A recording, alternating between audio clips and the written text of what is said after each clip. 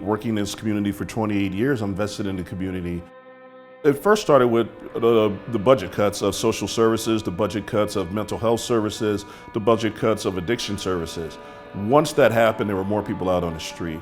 We're spending $100 million a year in Portland, Oregon, and we still have 2,100 people unsheltered on the streets, and probably as many as 16,000, maybe more, people who are homeless.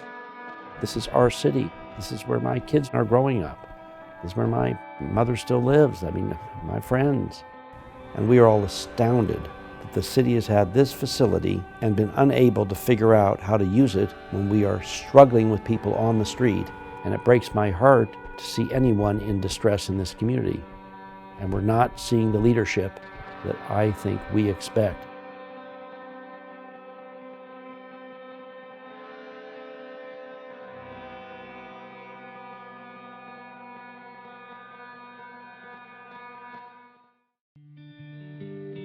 Artificial intelligence is having a devastating effect. We grew 200,000 jobs, I think it was in July. 200,000 jobs disappeared for 55 and older. What we've discovered is because unemployment is a key contributor to being homeless, and because we still do have discriminatory practices with people who are finding it difficult to find jobs, our work is even more important to make sure that we're addressing those populations in a responsible way. There's a continuum of problems and a continuum of need, from really bad, like chronically homeless, mentally ill, with a criminal record, to people who are just about to become homeless because $993 a month in Social Security won't keep them in their home. The whole idea of triage just is not happening. You know, we're using this title, which is, gosh, people are homeless, or they're houseless. It's the houseless community. But really within that, there's a lot of different reasons why people are houseless. What we need to do is we need to spend time figuring out, talking to them and figuring out what their reasons are and how they can be uplifted from the street. At 2:30 in the morning, when somebody either is in mental health crisis or just needs help, and somebody calls the police, calls 911, that person's in mental health crisis, I don't have a facility to take them to. I have to take them to a hospital emergency room. After 2 hours, the hospital emergency room is not set up to be a mental health drop-off. It's meant to be an emergency room for people with emergencies. Once they ask the magic words, they get that person settled down, they release them. The hospital is 3 to 4 miles away from where I picked this person up. It's 4:30 in the morning, it's raining, it's dark. All their property was left where they were at because we can't transport all their property. So now this person has to walk all the way back to where their property was. Most of it is gone. And then, of course, the vicious cycle again is 2 to 3 weeks later, I get called at 2:30 in the morning, the same person, but now they're upset because they know what's going to happen when I take them to the hospital. We're creating this vicious circle ourselves because we have no other resources, we have no other outlets to be able to provide to people. I was approached by my landlord. He wanted me to do things that were not appropriate sexually. I was not okay with that. I started getting eviction notices. Needless to say, I didn't have any money for the move-in costs. Just one thing can go wrong in your life. Well, I first got personally involved in homelessness because of a trip to San Antonio. I read about and decided to visit a place called Haven for Hope, as it turned out to be probably one of the most successful programs in the country. And what they have is a campus, and they have their service providers. They have probably the highest success rate. And a place like this that can hold this many people, that can bring help to so many people, some people just want to know that they're okay, that they have somewhere to sleep, there's somewhere safe for them to go. Some people, that's all they want. When people get clean and they change their lives and they're no longer homeless anymore, and when they're doing better things with their life, you wouldn't know. I don't think you would look at me and think, oh, look what she's been through, or I wonder what horrible things have happened in her life. I wonder what struggles she's been through. You wouldn't know, because I'm not that person anymore. I was doing things I said I would never do, in situations I said I would never be in. It wasn't living, it was just making it through every day, but I didn't care if I did or not. I've always had a desire to help people, especially people who have been places that I've been. I want to use the experiences that I've been through for something positive. There are people in our communities that are vulnerable. There are people who need help. There are people who can't help themselves many times, and they need our help. 20 years ago, we all approved a $58 million bond measure to build a low-intense holding facility. How for 20 years the county could not figure out how to use this amazing facility is beyond me. So we thought this might be an interesting industrial site, and they wanted to start this program with 100 women and 100 men in separate wings.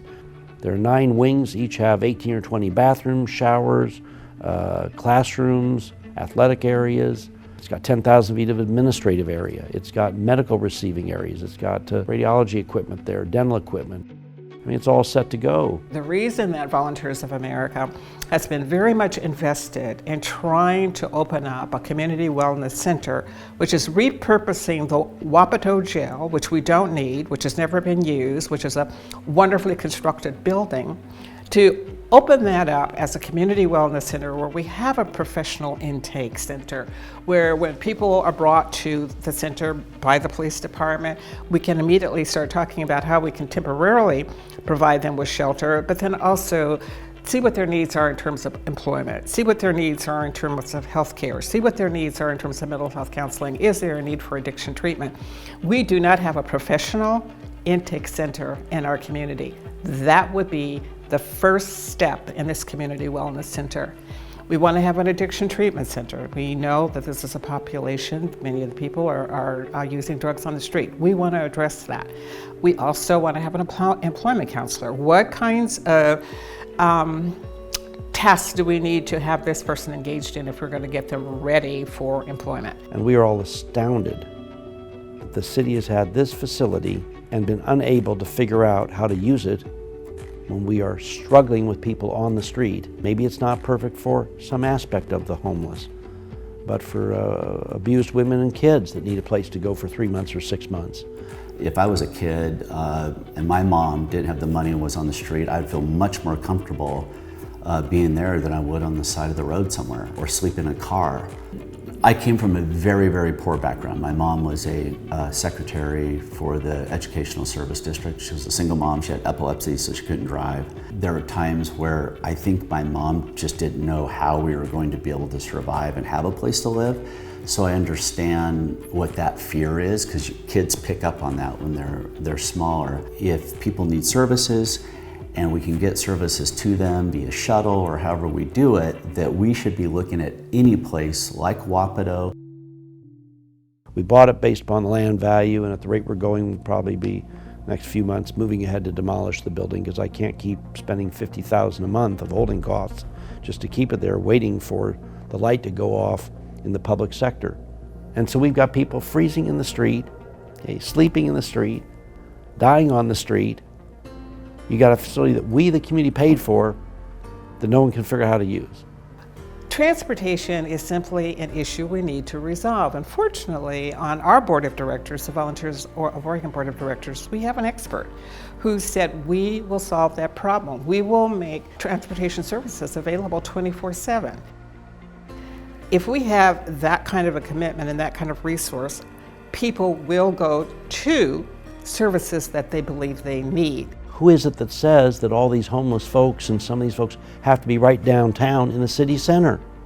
I mean, when is there a balance between the merchants downtown that every day comes in and people are sleeping and defecating on their front door? Where are the rights of the other folks in the community that are paying taxes, that are working hard, trying to make a living? There has to be a balance here. I've worked in this community for 28 years as a public servant. So I have an investment in this community. I have an investment to see this community successful. I have an investment to see that they have all the resources that they possibly can have. And I care about this community. This was a place that was going to be used to incarcerate people. Yet now it's a place that we have the ability to give people their freedom, to give people self-esteem, a successful off-ramp back into life, and be able to mainstream back into life in a way that they thought they never would be able to do again. A homeless person simply has met on hard times. And we need to use first our smarts, then our resources and our commitment to each other to be able to solve this problem. We'll be supporting social service organizations, but most importantly, we'll be supporting families. We'll be supporting families with their kids to get back on track.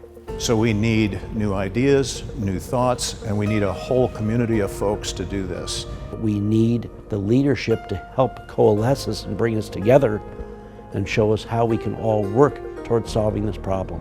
And that's what's missing in this community now. There's that statement, too much is given, much is expected.